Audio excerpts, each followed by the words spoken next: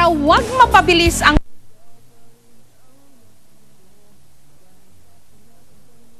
babawasan ang pagkaburyo. Kung magpasirko-sirko sila sa mga rampa, nakakatakot.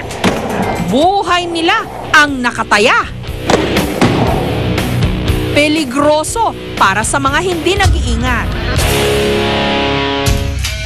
Kaya ang ilan may naisip na paraan para makapag-skateboarding pa rin pero malayo sa kapahamakan. Nito lamang Sabado, ginanap sa Calamba sa Laguna ang malaking pagtitipon ng mga skateboarder. Ito ang kauna-unahang skateboarding event na ang gamit, mga daliri. Fingerboarding ang tawag dito. Check. Taong 2000 nung ipakilala sa Pilipinas ang larong fingerboarding. Plastic pa ang gamit noon para sa mga maliliit na skateboard. Hanggang nakaimbento si Bike ng kahoy na fingerboard. Mas hawig daw ito sa tunay na skateboard, sa forma at galaw. Ang mga commercially available natin ng fingerboard sa mall ay gawa sa plastic at saka mass-produced siya compared dito sa mga handmade na wooden fingerboards na pinag-aaksayan ng at least 12 hours isa para mabuo.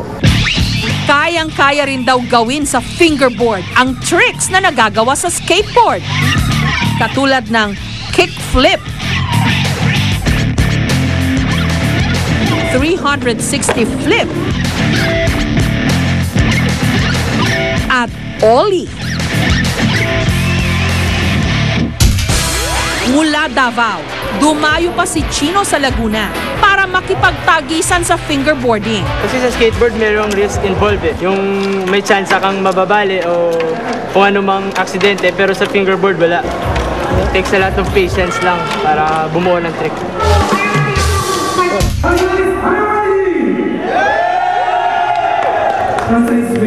Para sa tournament na ito, kailangan lang magaya ng kalaban ng skateboarding trick na ipapakita ng kanilang katunggali. Kapag hindi nagaya, punto sa kabilang grupo.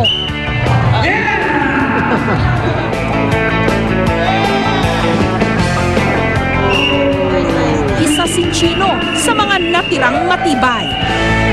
Pero tila kinapos siya ng tricks laban kay Laguna Boy.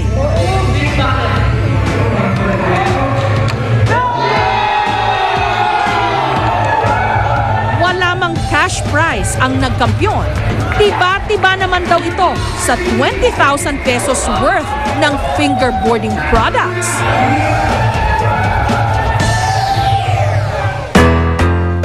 Alam nating ang mga laruan para talaga sa mga bata. Pero kahit yung mga may edad na, lokong-loko pa rin sa mga ito. Lalo pa kung sa laruan pala nila natutupad ang mga naunsyami nilang pangarap. Bata pa raw si AR, ambisyon na niyang maging beauty queen. Pero hindi raw siya biniyayaan ng magandang figure. Kaya ang napagdiskitahan niyang isali sa mga beauty pageant, ang kanyang mga manyika.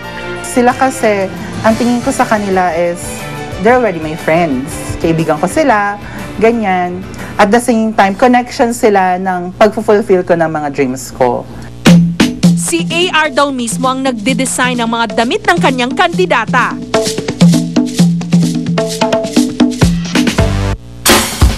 Mula swimsuit at long gown. At huwag ka, ang mga sinalihan niyang doll pageant, idinadaos lang naman sa New York, Miami, Hong Kong at Puerto Rico. Ang pambato niyang manika, isiniship pa niya sa barko papunta sa venue ng competition. Sa internet nagaganap ang mismong pageant. Ipinopost online ang mga litrato at video ng bawat kategorya. Ang nakakatuwa pa rito, pagdating sa Q&A, ang mga may-ari ng manika ang sasagot sa tanong.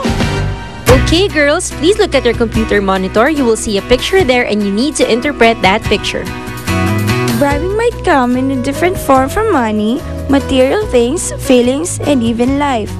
Remember that what comes around, goes around. What goes up must come down. Feeling ko, kapag nandun yung dal ko abroad or sa competition, feeling ko ako na rin yun.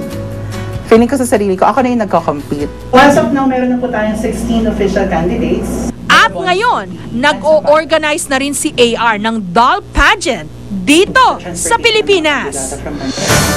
Noon lamang nakaraang buwan, 15 mga bansa ang represented sa Doll Queen of the Universe 2010. Pero puro Pilipino ang mga may-ari ng mga manika. At ang nanalo, si Miss Brazil. Adults, when they play with toys, it's a chance for them to let go of their adult roles and then to start playing again, to start having fun. So rather than outlet ito para sa emotional frustration niya or frustrations sa ambitions niya, I think it's a creative outlet. Sa isang kanto naman sa Quezon City, matatagpuan ang kauna-unahang Toy Museum sa Pilipinas. Nagsimula raw mangolekta ng mga laruan si Jimmy nung siya'y 8 taong gulang pa lang. 56 years old na siya ngayon. Pag umabante siya, yung gulong pa atras. Pero aabante siya. Meron siyang mga laruang kotse mula pa noong 1950s.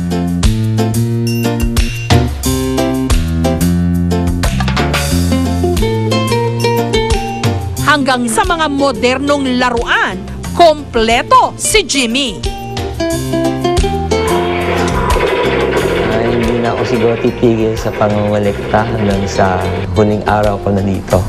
Kasi ang gusto ko, maipon siya na maging marami, na parang sa buong mundo, tayo lang meron yung ganong klaseng mga item na puro rare item siya.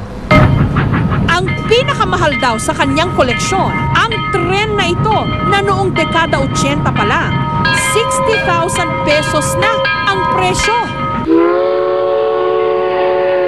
May hangin. Natuto na rin siyang mag-repair at magpaganda ng kanyang mga laruan.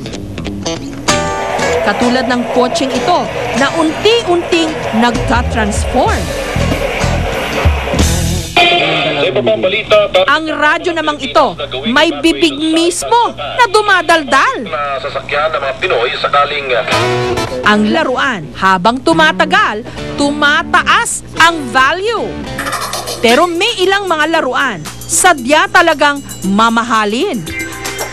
Kung merong mga designer bags at designer shoes, meron na rin ngayong designer toys.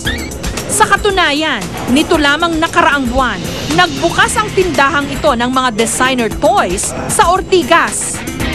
Mga sikat na international toy designer ang gumagawa ng mga ito, kaya ang presyo ng bawat laruan umaabot ng daan-daang libong piso. Kahit pa sa totoo lang, pan-display lang ang mga ito. Marami naman customer, maraming new clients na nakukuha na nagiging interested sa designer toys. Mura man o mahalang laruan para sa mga bata o kahit pa sa mga matatanda na may pusong bata, sa mga laruan nila nakukuha ang simpleng kaligayahan na madalas sa ating ipinagkakait ng mundo nating sadyang mapaglaro.